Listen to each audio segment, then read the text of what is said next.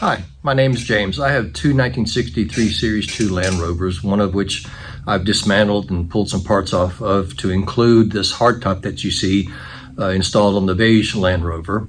After installing it and looking at it for a while, I wasn't too happy with the way it looked. I think the Series 88 is too short for a hardtop. It looked a bit toyish to me, so I decided to install a Bikini Top. I ordered the Bikini Top from Rovers North.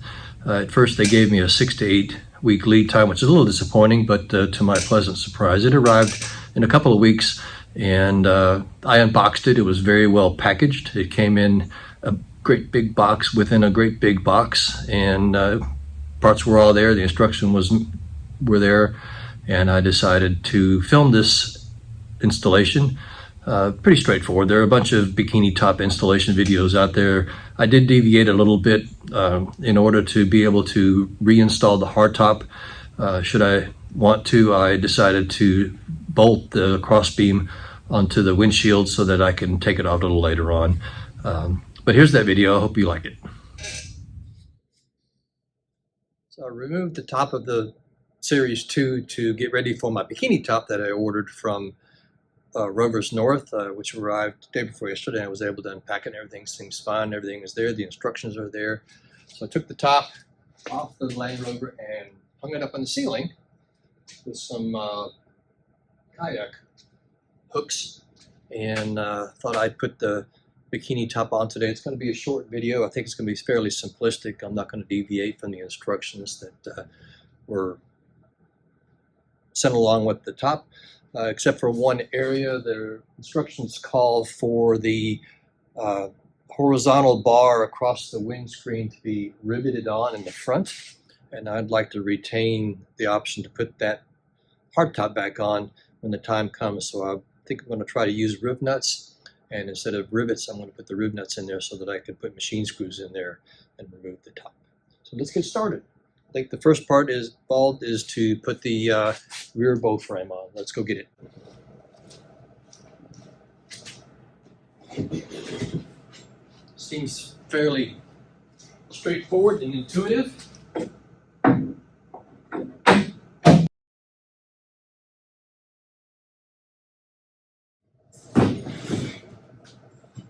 All right, this is the rear bow. It's got some tabs on it to mount the brackets for the door frame, and also the rear supports for the door frame. So we got to make sure that those brackets are facing forward.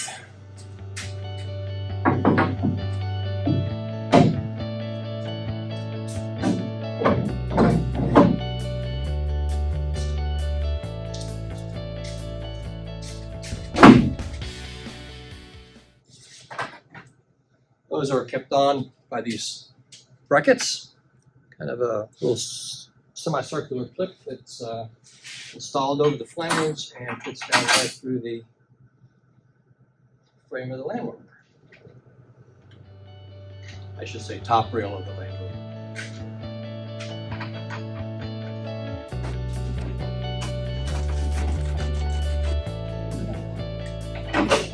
There are no lock nuts required. These are nylocks, so they should stay in place without a lock nut. Let's get to the other side. In order to install the riv nut, I need to drill out the hole a little bit on the rail. It's just a tiny bit too small. I guess they were designed for rivets, and this number 4 riv nut is a little bit larger. I was going to use a number 3 riv nut or a 3 mil riv nut, but I thought the bolt might be just a little bit too dainty for the work. So I'm going to drill these out a little bit. I only have to drill out every other hole based on the hole pattern on the cross rail. So I'll do that, and at least the other holes will remain the same size in case I have to do something a little later on.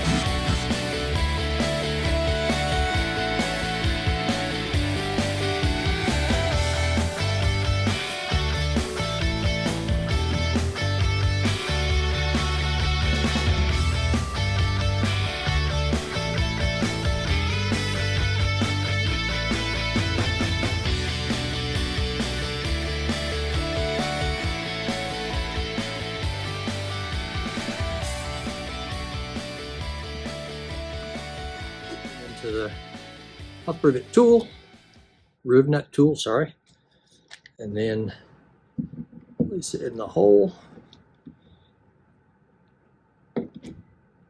tighten it, and then remove it from the hole.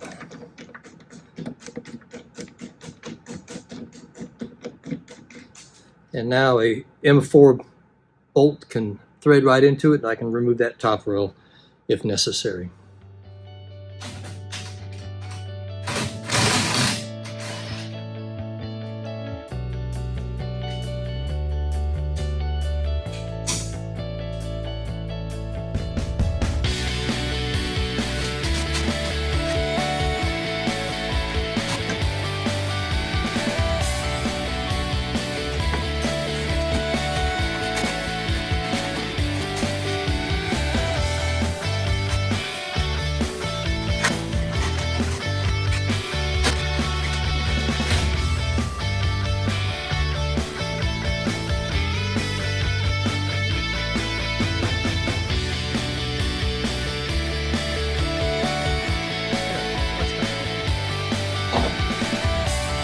All right, let's do the other side.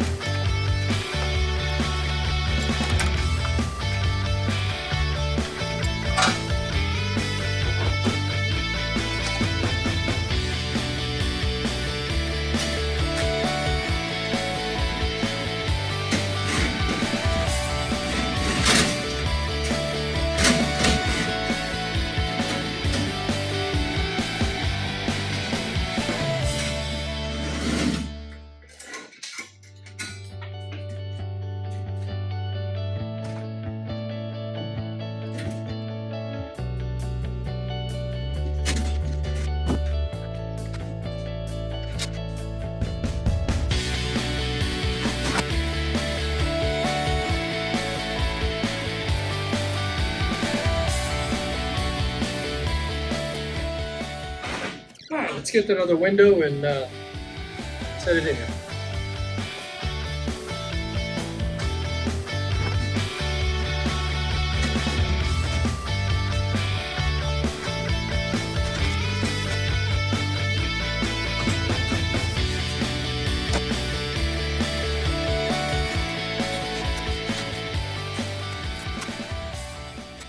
This door was much easier to put in as I had put the first one in, and I knew about what to expect over here.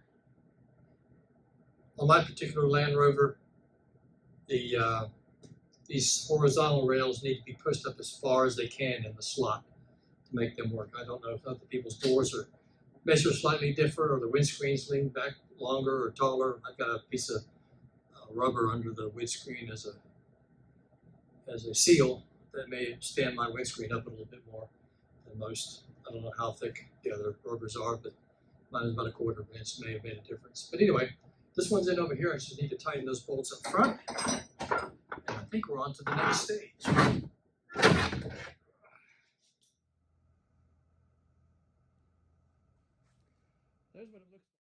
All right, well that concludes the installation of the bow and the frames. The next step is to install the canvas. One exception, I have the strap buckles that screw onto the galvanized top rail over here, but I'm not sure where I'm going to put those. I think the instructions give a suggestion, but I'll take a look at it and see what is aesthetically pleasing to me. Some of them I've seen have been tied too far back, and in my opinion, and some have been too far forward. So let's take a look at it once we get the canvas up. One of the things I found while installing the canvas was right here on the corner. There's a galvanized end plate, I guess, for lack of a better word, and it stands up pretty much vertical and has a very sharp edge. I was afraid that the canvas would rub on that and eventually tear. It was an easy enough fix, though. You could just tap it down with a hammer and kind of roll over the edge, and it worked fairly well. Let's take a look at the instructions and see where it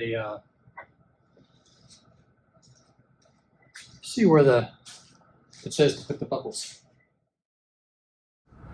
Buckle placement. Well, this instruction is actually for a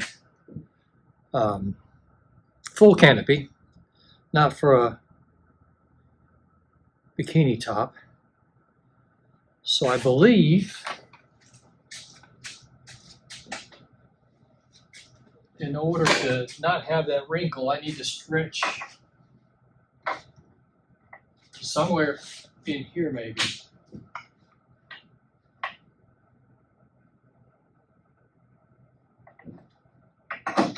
Just temporarily hook it to the bottom of the rail there.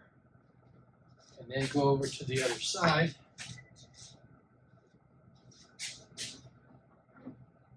And do the same with this one.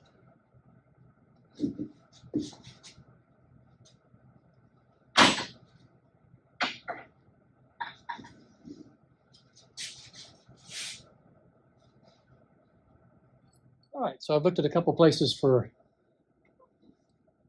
these connections. Right here would be great, but if I ever installed a full canopy, it'd be in the way of that. Down here, I don't have the room to mount the brackets in the correct orientation. I'd have to mount sideways, and that would give an odd pull to this thing.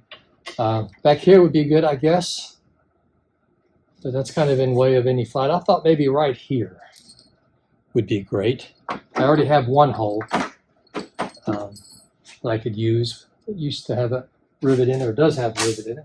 So I'm going to drill that out.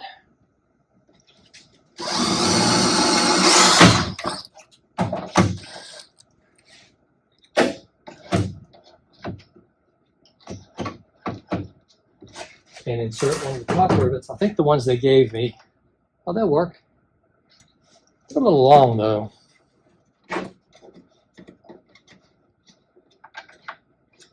Get some shorter ones.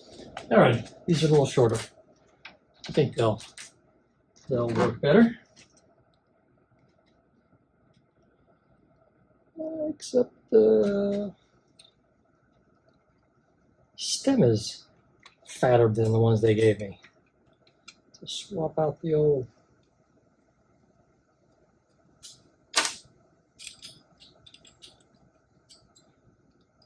nozzle here. All right, now we're cooking. Ow.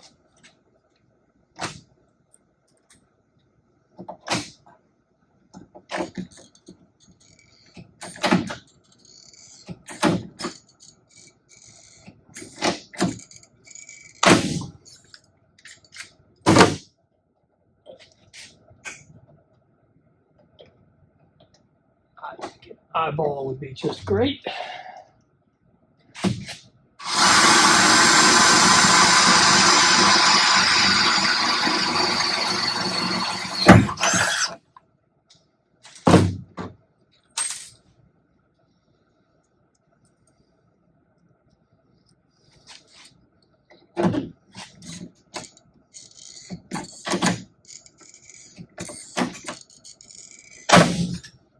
All right, bracket in place.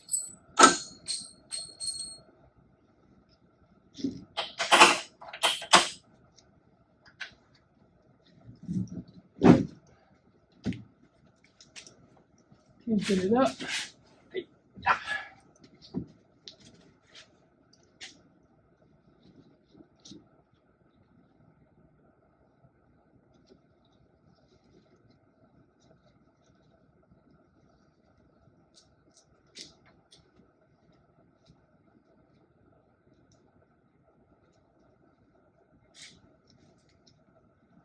Nice orderly strap management.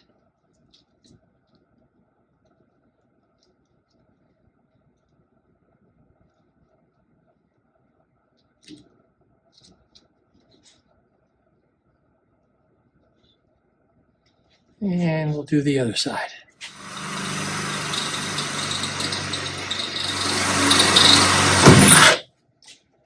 Actually, having looked at this after the fact, I've got straps here that I could have used.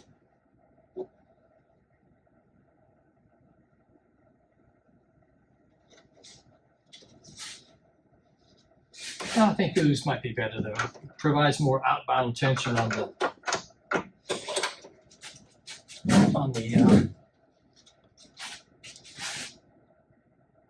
top. Oh no!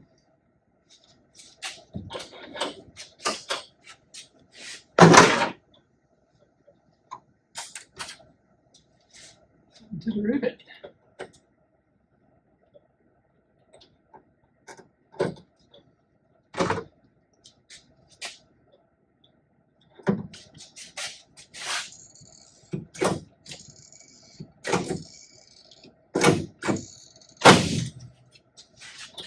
All right.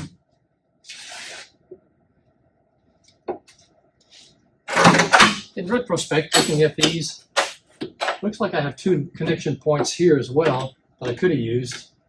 This one is too far inboard. That provides a sag in the top there. This one sags a little bit better, but I think over here, pulling this outbound might give a better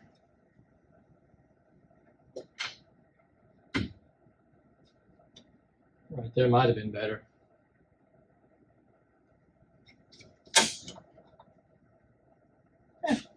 Good enough.